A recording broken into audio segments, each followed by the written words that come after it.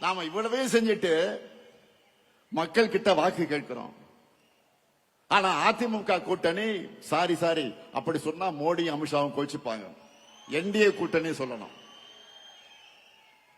கூட்டணிக்கு பேர் வைக்க கூட முடியாத நிலையில தான் இன்றைக்கு அதிமுக இருக்கு. சரி, அவங்க சொல்ற மாதிரி அந்த என்டிஏ கூட்டணி தமிழ்நாட்டுக்கு என்ன பண்ணி இருக்கு?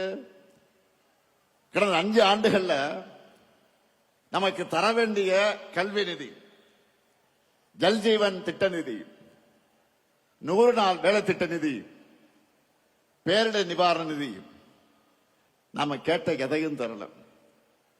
மாநிலத்துக்கான சிறப்பு திட்டங்களையும் தரல. ஏன்? கோவை, மதுரை, திருச்சி இந்த மாவட்டங்களுடைய மெட்ரோ உள்ளிட்ட எந்த உட்கட்டமைப்பு திட்டங்களுக்கு அனுமதி தரல. நாம கேட்கிறது நன்மை செய்யணும், ஆட்சி பொறுப்புக்கு வரணும் என்ற எண்ணம் அவங்களுக்கு இருந்திருந்தா அடிப்படையா மாநிலத்துக்கு கேட்டதையாவது அவங்க கொடுத்திருக்கணும். எதுவுமே இல்லையா? பாஜக தமிழ்நாட்டுக்கு தந்ததெல்லாம் என்ன தெரியுமா?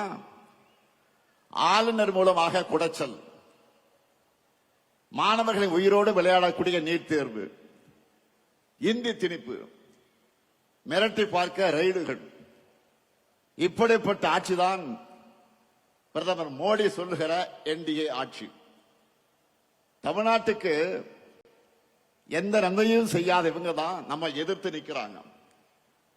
தமிழ்நாட்டு மேல எந்த அளவிற்கு வன்மம் இருக்குன்னு சொல்லணும்னா, தேர்தல் வருதுன்னு கூட தெரியாம, அதை பற்றி கவலைப்படாம, நமக்கான எதையும் அறிவிக்க இவங்களுக்கு மனசு வரல.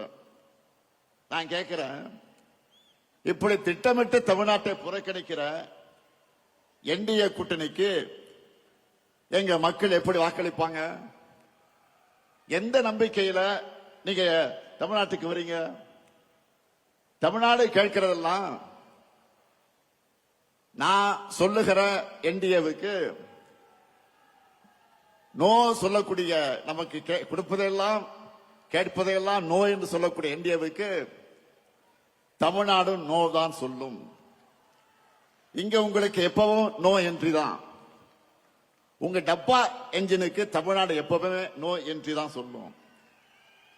சில நாட்களுக்கு முன்ன நான் சொன்னேன், இந்த தேர்தல் தமிழ்நாடு வெர்சஸ் என்டிஏ.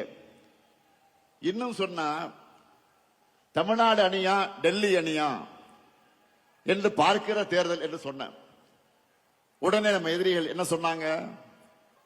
தேர்தல் நேரத்தில் மட்டும் மக்கள் கிட்ட வரக்கூடிய கட்சி அல்ல, மக்களின் உரிமைகளுக்காக எப்போதும் களத்தில் நிற்கக்கூடிய கட்சி எங்களுக்கு தெரியும். தமிழ்நாட்டோட, தமிழ் மொழியோட, தமிழ் பண்பாட்டோட உண்மையான எதிரி யார் என்று எங்களுக்கு நல்லாவே தெரியும். அந்த எதிரியை எதிர்க்கக்கூடிய தெம்பும் திராணியும் கொண்ட ஒரே இயக்கம் திமுக என்பது மக்களுக்கு நல்லா தெரியும். அதிமுக முகமடியை போட்டுக்கிட்டு வந்தா எங்களுடைய தமிழ்நாட்டு மக்களுக்கு உங்களை அடையாளம் தெரியாம போயிடுமா? உங்களுடைய முகத்திலே கிழிச்சு தமிழ்நாட்டு மக்கள் கிட்ட நாங்க அம்பலப்படுத்துவோம். தமிழ்நாட்டை எப்படியாவது நம்ம கிட்ட இருந்து விழுங்கி விடலாம் என்று நினைக்குது இந்த காவி கூட்டம். எங்க கருப்பு சிவப்பு போட்டால் இருக்கிறவர அது நடக்கவே நடக்காது. உங்க அப்பனே வந்தால் நடக்காது, நடக்க விட மாட்டோம். இது அவங்களுக்கு எல்லாம் தெரியும். அதனாலதான் அதிமுக என்ற கட்சியை கொஞ்சம் கொஞ்சமாக விழுங்குறாங்க. அரசியல்ல நேர் எதிரியா இருந்தாலும் அதிமுக தொண்டர்கள் மேல நாங்கள் உண்மையாக பரிதாபப்படுகிறோம். அவங்களுடைய உணர்வுக்கு மாறாக கட்சியை கொண்டு போய் டெல்லியில் அடமானம் வச்சுட்டாரு பழனிசாமி. தன் சொந்த நலனுக்காக, சுயநலத்திற்காக எப்படியாவது முதலமைச்சராக ஆகணும் என்ற நப்பாசையில பழனிசாமி அடிமையா கிடக்கிறாரு. அவரை வச்சு ஒட்டுமொத்த அதிமுகவை அழிக்கிற வேலையை பாஜக செஞ்சுக்கிட்டு இருக்கு. இப்ப கூட பீகார்ல என்ன நடக்குது நாடே பார்க்குத. பீகார் மாநிலத்தில் இதுவரை பாஜக முதலமைச்சர் இருந்ததே கிடையாது.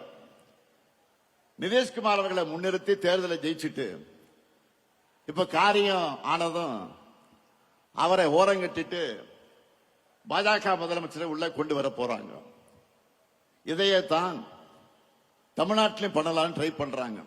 நான் அடிச்சு சொல்றேன், சேலஞ்ச் பண்ணி சொல்றேன், இந்த முத்துவேல் கருணாநிதி ஸ்டாலினும் எங்க திமுக இருக்கிறவரை பாஜகவால் தமிழ்நாட்டை ஆள முடியவே முடியாது. நீங்க அந்தர்பல்ட்டி அடிச்சாலும், என்ன முகமடி போட்டு கொண்டு வந்தாலும், புதுசா யாரை கூட்டிக்கிட்டு வந்தாலும், எத்தனை ஏவல் அமைப்புகளை வச்சு மிரட்டி பார்த்தாலும், தமிழ்நாடு எப்பவுமே உங்களுக்கு அவுட் ஆஃப் கண்ட்ரோல் தான்.